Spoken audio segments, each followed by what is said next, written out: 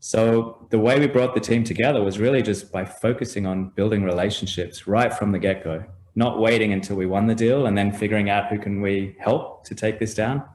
You really got to preempt the deal and start building relationships from the very beginning. Welcome to the Average Joe Finances Podcast. Are you trying to get out of debt, invest, or just not sure where to start? Then this is the place for you. We discuss different ways to get out of the rat race and build your wealth. Join us on this wild ride to financial freedom. Hey, how's it going, everybody? Welcome back to the Average Joe Finances Podcast. I'm your host, Mike Cavaggioni, and today's guest is Britt Sharman. One of the things I'm really excited about is we're going to talk about something that we've never really explored on this show before, and it's about house sitting to save money towards FIRE, which is pretty exciting stuff. I get a lot of podcast pitches in my email all the time. When I got this email from Britt, I thought this was super cool and super unique, something that I haven't even thought about in the past. And I really wanted to explore this. Britt, thank you so much for joining us on the show today. Thank you so much for having me. Yeah, absolutely. So we're going to start this off the same way we start every podcast episode. And we want to know more about you. So if you could share your story, what made you think about house sitting to save money? Yep. So I've traveled a lot over my life. I did a few winters in Canada and then I found myself living over in London. So I was on a working holiday and I headed out one day to meet a friend at the park and she showed up with a dog, which is a bit unusual because we're all traveling and living in share houses. And she was telling me how she was house sitting. So she had this beautiful home in a lovely part of London. And I thought maybe that's something I could try as well. Like, you get sick of living with 6-7 people in a share house. So I think that's like my first foray into house sitting there. All right, awesome. So you met somebody at the park, they were walking a dog and you're like, wait a second, why do you have a dog? We're all just doing the traveling thing and living together in these spaces. So how do you have a dog? This is so weird, right? And then you learned about house sitting. What was the thought process that made you think, I'm going to continue to do the traveling, but I'm going to house sit and use that to save on my actual housing expenses? What was that shift for you? And what was like that mindset like? I think that we started house sitting kind of for the traveling element. We wanted to keep exploring Europe and we saw there was a lot of opportunities in Europe to do it. But from London, our visa was running out. So we decided to head over to Ireland. We're going to do 2 years in Dublin. And we got there and we didn't realize, but the rental market was even more intense than London. We couldn't find a rental property. So we started looking into housing again. And we'd actually done quite a few when we were in London. We did 2 or 3 just to start building up our references because that's what we're reading online. That's the most important thing. And we managed to land a house in Dublin for 3 months in a really beautiful part. And there was a lovely Australian family who were looking after their golden retriever. And then from there, we managed to get another 3-month sit. And we thought maybe we could actually do this full time rather than just a week here and a week there. So after we left Dublin, we went to Thailand and we did a few house sits there and headed back to Australia from there. And we wanted to save to keep traveling again. So it's not just traveling all the time, the house sitting. We managed to do a whole year of house sitting in Melbourne. And that was to help us save to keep traveling again. So I think that it started out as, we could just do this for a nice home for the week or live somewhere nice in Europe. But then we realized it's something we could do full time. And I think that at the same time, I was listening to a few podcasts and discovering FIRE. And I thought this is a way to supercharge your FIRE. Some people take it as a way to travel, but some people also take it as a way to cut out the most expensive part of your life, which is having a roof over your head. Yeah. Housing expenses are definitely the number one expense that it's a need, right? You need to have a roof over your head. Otherwise, you're going to be walking around the streets. So that's super important. Now, I'm curious. So you went from, you were traveling all over, right? And of course, staying in groups of 6, like you said, but you were still paying at that point. It was probably a much smaller fee because you were staying with 5 other people, but you still, as you were traveling, you were having to pay to stay where you were at. Now with the house sitting, obviously it seems like, you're going to be in that house for free, but at the same time, aren't you also being paid by the homeowner for you to house sit? Yeah. All the house sits we've done have been free of charge. We've never taken anything. It's a divide in the house sitting industry where some people do charge and some people just see it as a value exchange. We always did it as a value exchange because we found with taxes and visas, it can be a big issue. So that's why I've always done it that way. Whereas I do know a lot of people who do charge and it's their whole business. For me, it was just that value exchange. And I enjoyed meeting the people, having an animal, having just a whole home. I think I enjoyed that more than turning it into a business. All right, fantastic. So that's a great point. That leads to the next question then. So if you weren't charging while you were there, what were you doing for an income while you were house sitting? Yeah. So when I was in Dublin, I was working for an agency, web development. And then when we left to go to Thailand, I quit that job and kind of went freelance for myself. So that was another great thing about house sitting. It really took the pressure off building up that business. I wasn't worried month to month, am I going to make rent? Am I going to be able to pay the bills? I could focus on the business and not worry about taking on more clients than I could actually do. It was just more building the business at that time rather than stressing over those external kind of pressures. Okay, yeah, that's fantastic. Now, as you're building your freelance business at this point, now you don't have to worry about chasing down to try to get these contracts to happen just so you could pay rent, right? That's covered. You're good there. You're doing your value exchange. Now, as you're building up your freelance business and you're moving around, first you start off at an agency in Dublin, right? And then when you moved to Thailand, that's when you decided to start freelancing. Now that gave you an opportunity to go ahead and just build that up. And as you're building it up, was there anything that you found that while traveling that made it either more difficult or easier to run a freelance business? I think it is more difficult to work on the road. And these days I do prefer to have a home base and then travel and house sit when I want to. I think I did that digital nomad thing for quite a long time, and it doesn't really appreciate when you're traveling in those places and trying to work, you don't really appreciate those areas. And it's hard to switch off when other people are in holiday mode in those kind of areas. So I think that it was harder. I think everyone glamorizes the digital nomad movement, but I think it is quite hard to work and keep clients and work in different time zones. So that's just the way I work. But some people really enjoy that kind of laptop beach lifestyle, but that's just really not for me. I thought it was more harder than really I imagined it would be. Yeah, that's a fair point. You always see all those ads and stuff on social media where you got the person sitting on the beach with their laptop, like, yeah, I'm just working from the beach. This is where I work. We decided to go down to Costa Rica for a week and I'm just going to get my work done. But you made a very fair point where you say other people, they're on holiday mode, right? And they're out there having a good time, partying, hanging out at the beach, and actually hanging out at the beach, not with a laptop. They're out there swimming, surfing, whatever. And then you're sitting here having to tip tap on your keyboard and get this work done because the person that you're working for is in a different time zone. So that's a very good point. And I think it does go to the over glamorization that you see of the digital nomad movement. And even myself, I keep telling myself, oh yeah, if I decide to go to Bali or go anywhere else, I can still do my work and everything from there. But realistically, how much of that do I really want to do when I'm trying to go out there and have a good time and hang with the family and everything? All right, fair point. Definitely appreciate that side. Now, how long did you do the house sitting thing? I think it was about 5 years. We started in 2015 and we did a big trip around Europe. We actually purchased a camper van in the UK and we house sat through France, Italy, Greece, Montenegro, Croatia for about 9 months. So we packed all that in. That was right at the end of 2019. So we got a lot of travel done then, which I'm glad because as we all know, 2020 happened and we were meant to actually go to a house sit in Mexico in March of 2020. My partner Jay, he was looking after a catamaran in the Caribbean. He was house sitting, cat sitting that. And we we're going to meet in Mexico for our next house sit. And then, as we all know, travel got shut down.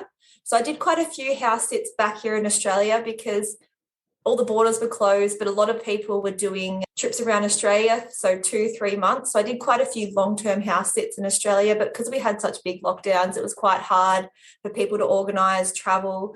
So in the end, I ended up just renting, which I am at the moment. And I'm hoping to, at the end of this year, start of next year, maybe head to Mexico and house sit there for a few months. So that's my plan at the moment. Okay, yeah. So COVID definitely put like a big pause on that. But so you were doing it for 5 years. How much money would you say over that time period that you were able to save on living expenses? So I calculated around 100 to 120,000 pretty much in those 5 years. Didn't pay rent, no bills, no council tax, no internet, no power, no water bills. So it really is the biggest ultimate travel hack, life hack, I think. Like you hear a lot of people talking about flight hacking, credit card hacking, but I think that, like we said before, your living expenses are the biggest part.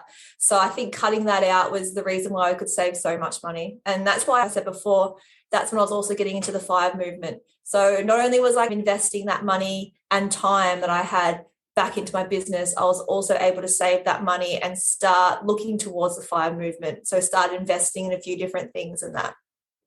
Wow, that's super awesome. So you were able to save over 6 figures during this 5-year span on living expenses. And now this just gives you more wiggle room and more freedom for what you want to do with your money and where you want to put it, right? For those that are in the FIRE movement, what a great way to get your travel fix and still save so much money, because it's more than just the rent, right? You're not paying, like you said, you're not paying any bills. There's no power bill. There's no water bill.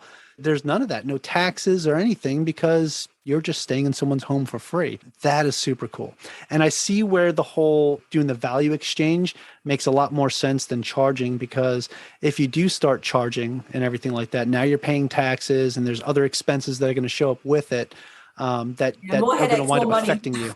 Yeah, more headaches. Yeah. Wow, that's really cool. Again, this is something that I'd never really even thought about before. I'm not sure if you're familiar with the term house hacking, but if you follow the FIRE movement, you probably have heard of that before. And that is something that we've talked about several times on this podcast, where people will buy a home and then rent out either a portion of their home, or they'll buy like a duplex and rent out the other unit while living in the other unit. So pretty much essentially living in their home for free or at a very reduced cost, because they have somebody else pretty much paying their mortgage, right? So this is almost a way to, when we talk about like travel hacking and things like that, and you talk about the whole thing to use airline or credit card points towards tickets and things like that, this is just another quote unquote hack that you can do if you want to travel the world and do different things like that. This is an episode that I'm going to tell my wife, hey, when this one comes out, make sure you listen to it, because this might be something that we can do pretty often, especially since I retire next week. We're super excited about that. Oh, really cool. Now, for you and your own personal journey into financial freedom, is there anything that you find that this has done for you, or any other opportunities that this has opened up for you besides the whole travel aspect? Not so much on the FIRE side of things. I think that it really opened up. I got to learn like a lot more in depth in some cultures, and I met a lot of people. But for the FIRE movement, I think that it really just did allow me to invest in some different things. And it gives you, like you said, like you just have that more mental bandwidth to think about different things, listen to more podcasts. And I listen to a lot of FIRE bloggers or like podcasters here in Australia. And a lot of them, I've heard about the house hacking, but a lot of them push kind of the EFT hands-off kind of model. So that's the way I've always gone with it. And I think that just having that extra time has allowed me to think about which way I want to invest. I think that home ownership would be a little too hands-on for me. So I do enjoy the hands-off money in the EFTs. I don't have to think about it. You get your dividends, you reinvest, and I love that model. Yeah. Just a completely passive. It's a great way to go. That's how I invest in real estate right now, currently in multifamily real estate. As a passive investor, I pretty much say, hey, here's the money, here's capital you can use towards your investment. And then I get paid my distributions monthly or quarterly, depending on who I'm investing with. That's really awesome. So is that a real estate fund or? It's like a fund, but it's actually, it's called a real estate syndication, where you have a multifamily asset. So it's a larger multifamily, you're talking 50 plus units. And you have the general partners that are going to come in that are going to be like the operators, right? They're the ones that are actually doing all the background stuff. They're the ones doing the underwriting and making sure the deal makes sense, right? They're also running all the operations, collecting rent and hiring the property management team and everything like that. And then you, as a passive investor, you're called a limited partner, and you can actually invest towards that, because they need to raise a certain amount of capital to put the down payment and any renovations that need to be done, because the bank will only cover so much, right? So they raise money, and you are one of the capital raisers, right? You're one of the ones contributing to that. And you get paid either a guaranteed percentage or you get paid based off of how they have this, it's called a waterfall, right? How they have it set up on the rents coming in and everything else like that. But one of the beautiful things about it that I really like is the loss that you get to claim too, because it does count as ownership of real estate, right? So they do something called a cost segregation study.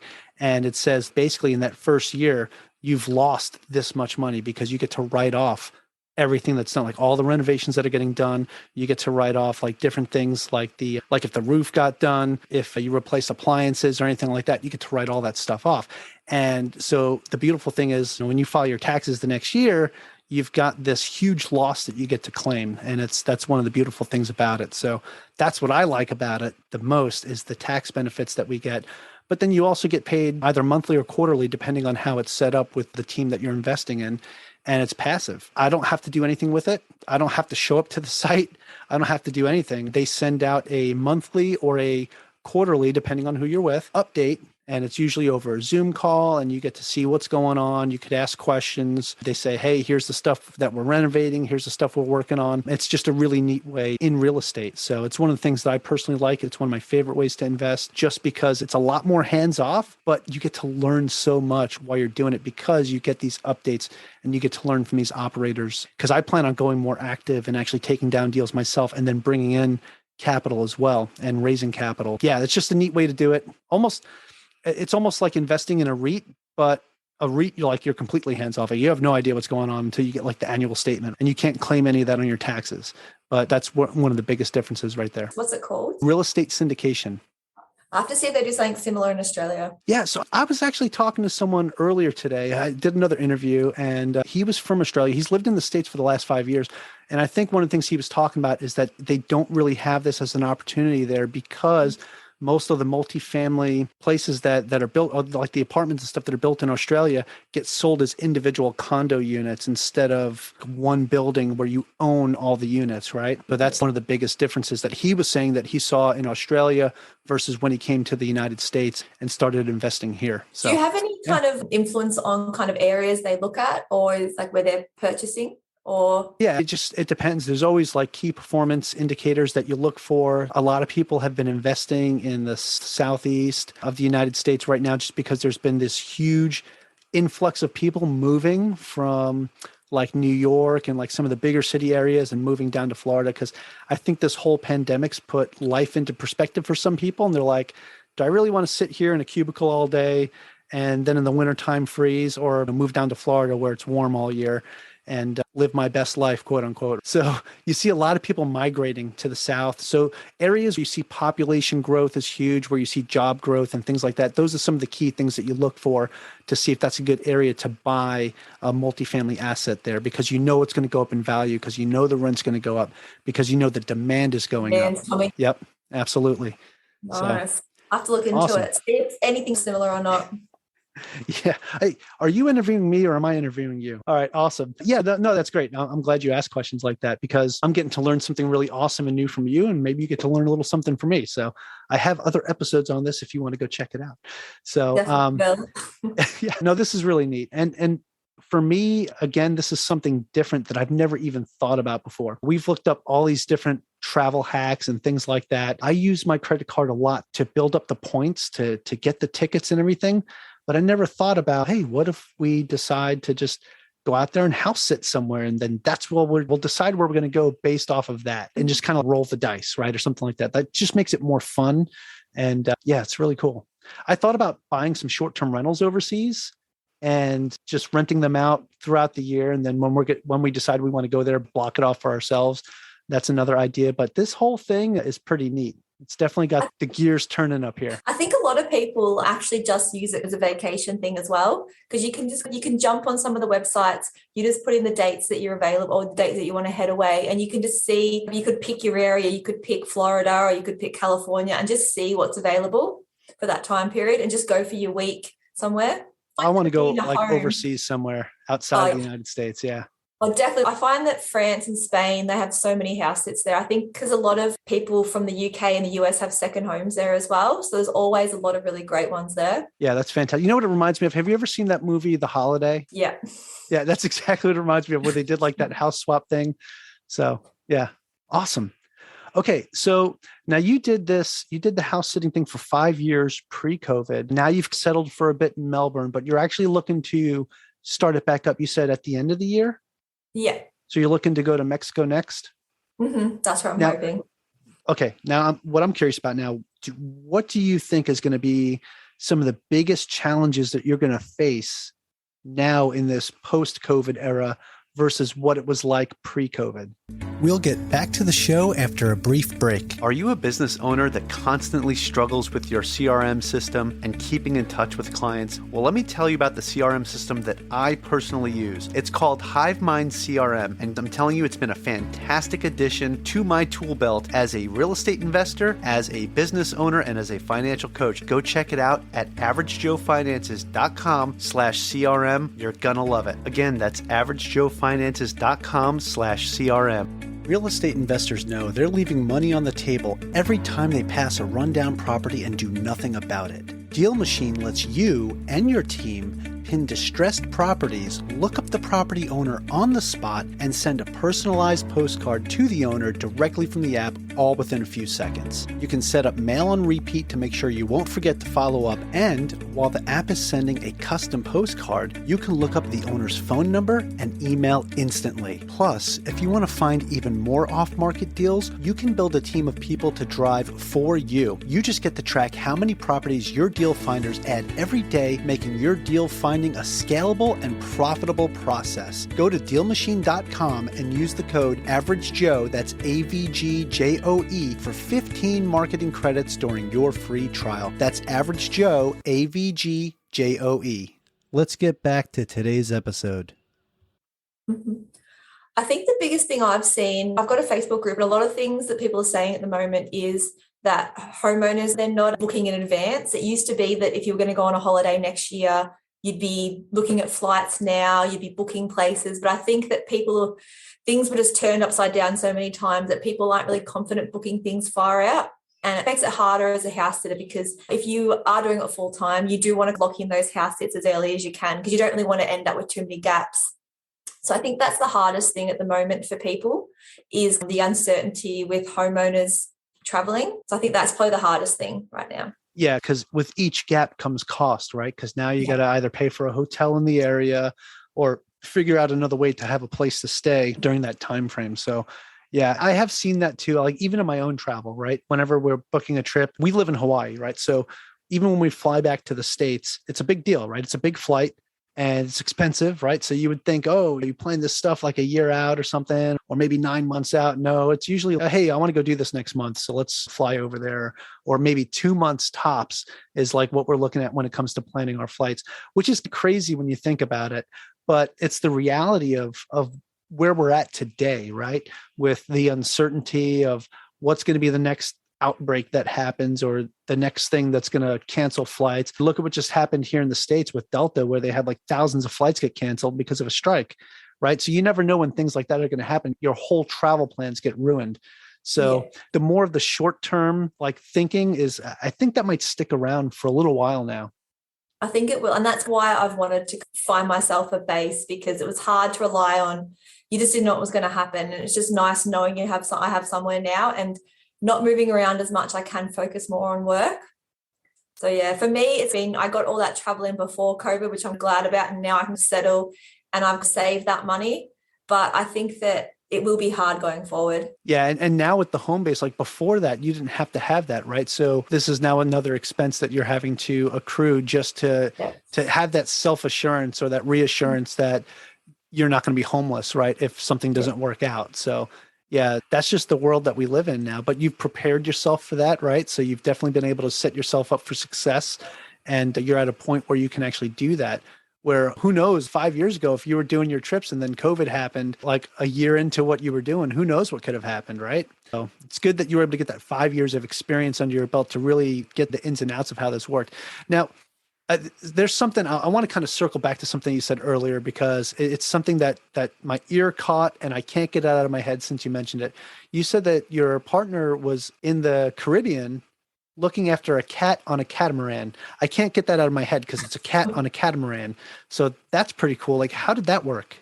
It's a nice little catchphrase. That one, we used to have quite an active Instagram, and someone just contacted us through there. She was living in Grenada, and we'd already been in Europe for 9 months. And I'd already told my parents I'd come home for Christmas. Had enough of traveling after those 9 months in a camper van. And so Jay went I think we were in Greece at the time. He went from Greece to the Caribbean, and he was there for about 3 months, and he loved it. It was hard work. You had to move the boat if you wanted to get Wi-Fi sometimes, but he loved being out there.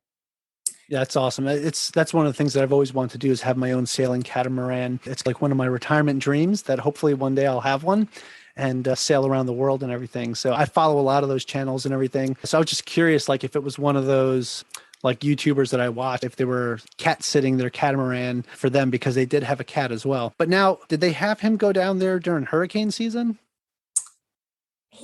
There was one time where they had to move the boat because there was a risk. He was there from November till March. So I don't know, is that hurricane season? November? No, I think he's good. I think it's June to October, or now it's June to November-ish, like early November. But yeah, no, okay, cool. So he wasn't there during hurricane season. That's surprising, because normally that's the time when the people that have the catamaran are going to be sailing around the Caribbean. Okay, really neat though. Good opportunity.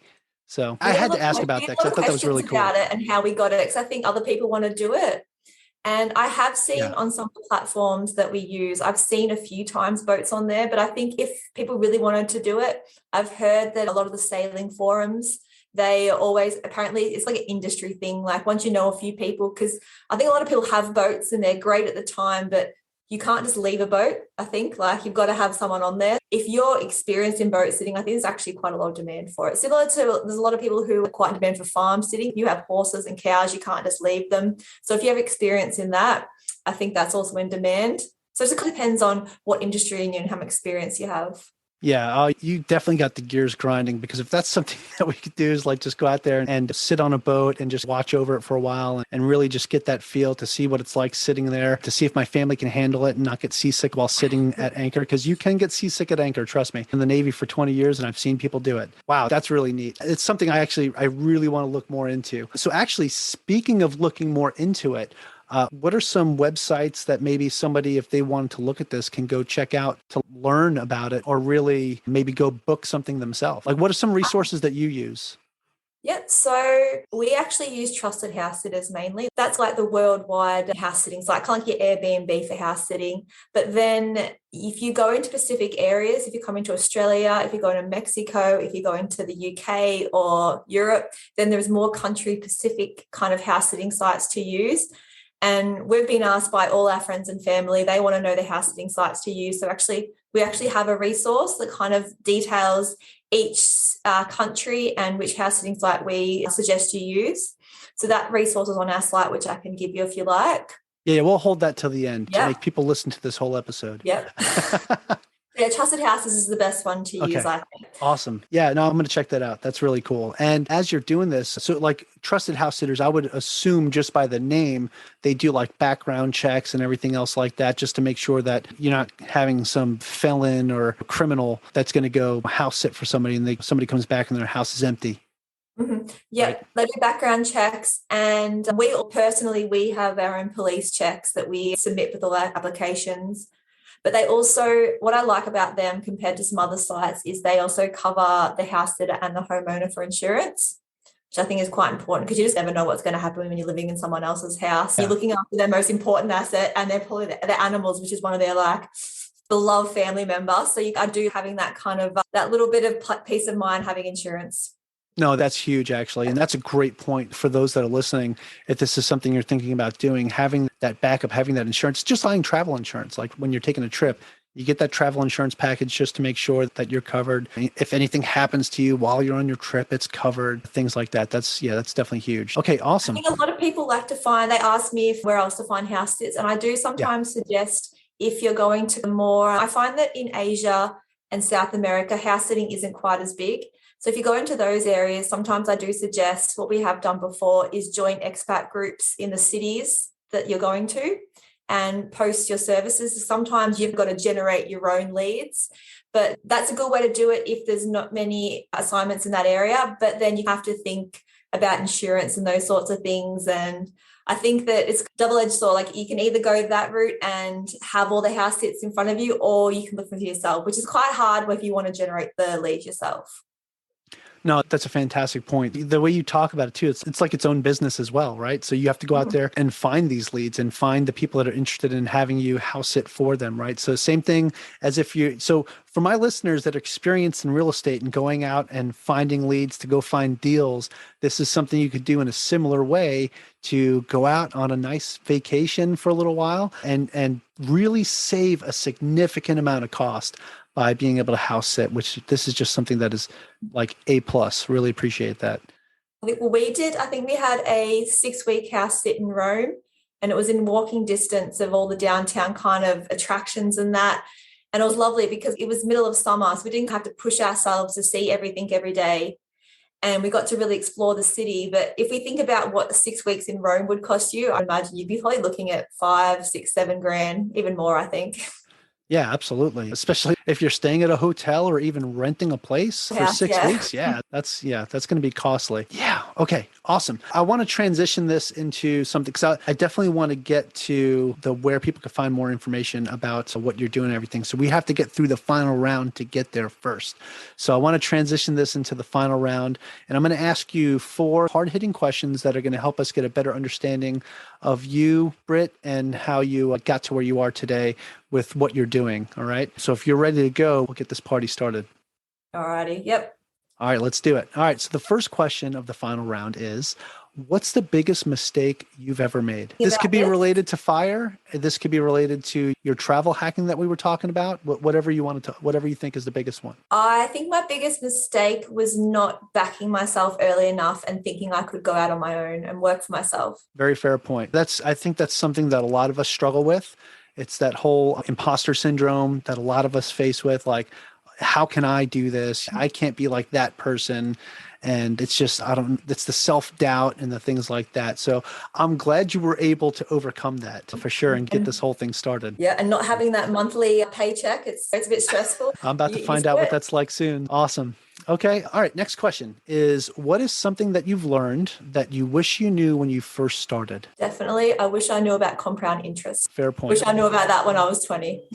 Yeah, I think a lot of people wish that they knew about that when they were younger. That's a very common answer. Not so much the compound interest, but the whole like getting started younger for sure is a very common answer that I hear to that question. They should be showing that graph in high school to kids. Right? Yeah. And see, that's part of the problem is that we have a severe lack of financial education in the actual education system itself.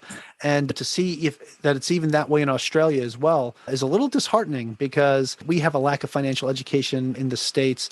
You don't really talk about it at all. And even in the family dynamic, finances is always like a taboo topic, and it's not something people want to talk about at the dinner table. That's not the case in my family. My children, we talk about it all the time. And it's even a part of their daily routine whenever they earn money, allowance, or anything like that, they have to split it up. So much of it gets saved, so much of it goes to charity, and they get to keep so much of it. Yeah, that's huge. I think we should be more educated about it. I think that in Australia, the FIRE movement, I think at the moment, they've just regulated it, all of the financial influences. So it's going to be quite hard for more education for people here, which I think is a bit sad. Yeah, I heard about that. And especially like on TikTok, it was pretty big. A lot of channels and stuff in Australia were getting shut down. Somebody else was sharing that with me not too long ago. Definitely interesting. I think it's the worst thing. I think is people have built up a whole blog. Like that would be the hardest thing for someone like that. Rather than like TikTok, I guess you've got a following, but you don't have years worth of work there. Yeah, absolutely. Okay, moving on to the next question. And this is going to be something that's very helpful for our listeners. Do you have any tips or tricks that you would recommend to someone that is just getting started today? I think that you should, if you want to start house sitting, I think you should try it with ask friends and family if they need a house sitter, give it a go. For some people, they don't really enjoy the responsibility of being in someone else's home and looking after their animals. So I think starting with friends and family is a great way to start building your references, and gives you a good indication if you like it or not. Very fair point.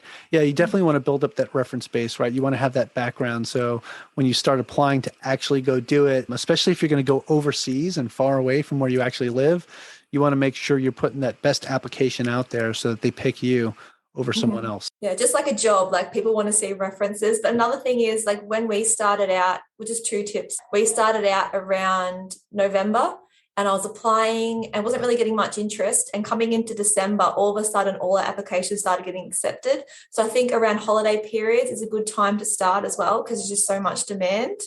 And we also use just our Airbnb reviews, which most people have. So there's a little print screen of those. So if you don't have any references, you can't get friends and family, there are 2 little things you can do. Oh, yeah, that's a great point. Especially, a lot of people that when they go out on travel, they stay at short-term rentals and they do Airbnbs and VRBOs, and you get reviews from the owners. So, yeah, that's a great point. Yeah, social proof, that's huge. All right. And I have one more question for the final round. And that is, do you have a favorite business, investing, or real estate related book or podcast, or both? The podcast is the Aussie Firebug. He's an Australian fire podcaster. And I think that he's been quite lucky. He's kept producing content, even though they're quite regulated. He's quite good. I love listening to him. He's taught me a lot. And I think my favorite book, I know it's very cliche, but I did enjoy Rich Dad Poor Dad. It gave me the whole idea that buy things that produce income, buy assets, produce income. So I think those are my 2. Yeah, absolutely. It's the Purple Bible. It's what we call it. So Yeah. Awesome. All right. So that is it for the final round. Now, to go into the question that everyone here has been waiting for, we'll get a little drum roll. Okay. Now, so this is a really important question because the stuff that we talked about is unique, interesting, but it's also something that I think people are going to want to jump all over, because this is something that I have not heard about on any other podcast or people talking about it. So I'm really excited to get this out there. So where can people find more information about you? Can you share your website, social media, and what can people find on your website? Yep. So you can find us at thetravelinghousesitters.com. So it's traveling with 2 L's. So that's the Australian version. I know I've got a lot of questions about that. On there, we have a get started guide. We have all our favorite house sits. We have all the things I've talked about today.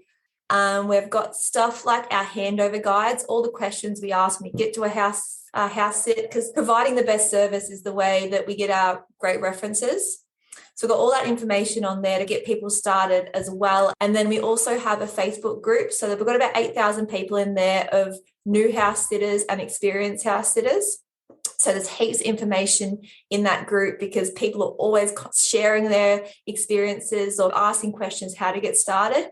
And we have so much interaction. It's so great to see. So you can find us. That one's called the Traveling House Sitters Group. But if you're looking for it, it's probably easiest to find on the website. There's a little link to it there, but I can give it all to you if you like.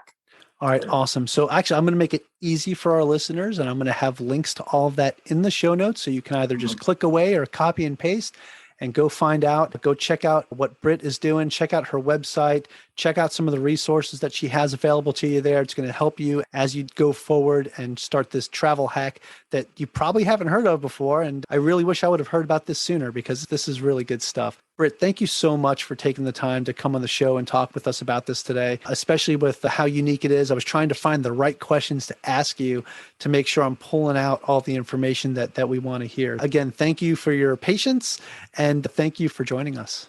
Thank you so much for having me. It's been a blast. One thing you did say before that you might want to go on the boat to take the family. I think it's actually a great kind of way to figure out if they're going to enjoy it. Yeah, absolutely. It's like a try it before you buy it. Yeah, good. We've talked about it several times. So yeah, awesome. Hey, Britt, again, this has been an absolute pleasure. It's been a blast. And I learned so much just in this short conversation that we had. So thank you so much. Thank you. Enjoy your retirement. I will. Aloha. Thanks. Thank you for making it to the end of this episode. Greatly appreciate you being here with me today on the Average Joe Finances podcast. If you haven't done so yet, make this the episode that you go leave us a 5-star rating or subscribe to our YouTube channel. The Average Joe Finances podcast is for informational and entertainment purposes only. Have an outstanding day. Thanks for listening to the Average Joe Finances Podcast, your source for beating debt, saving money, and investing. Learn more at averagejoefinances.com.